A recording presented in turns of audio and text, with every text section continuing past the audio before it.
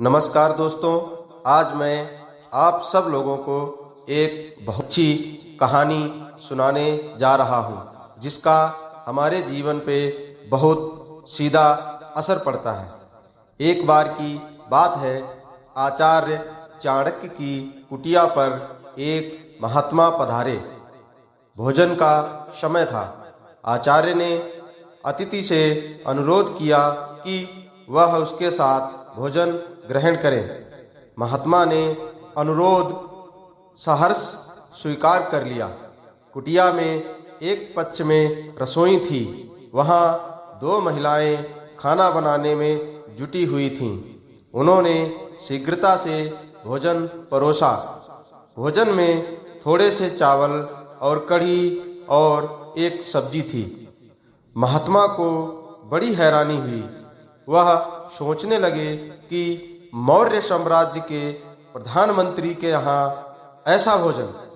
आखिर वह बोल उठे और उन्होंने कहा, आप इस बड़े साम्राज्य के निर्माता और शक्तिशाली प्रधानमंत्री हैं, फिर भी यहाँ सादा भोजन क्यों खाते हैं?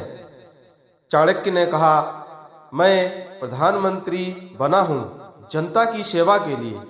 इसका अर्थ है यह नहीं कि राज्य की संपत्ति का मैं उपयोग करूं।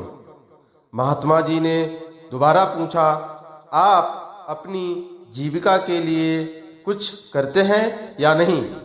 इस पर महर्षि चाणक्य ने उत्तर दिया, हाँ, मैं पुस्तकों को लिखता हूँ। मैं प्रतिदिन राज्य के लिए 8 घंटे काम करता हूँ और मेरी कोशिश है कि मेरे राज्य में कोई भी व्यक्ति दुखी न हो।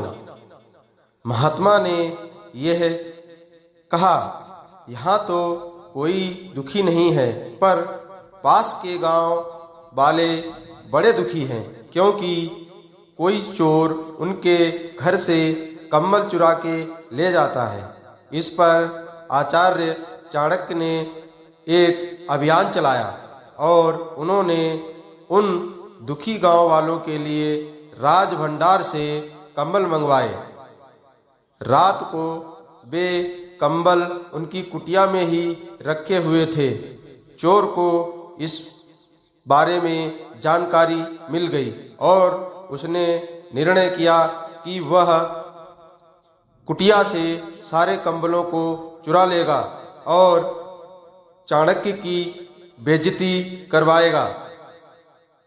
रात में वह चोर कुटिया में कंबल चुराने के लिए घुस गया।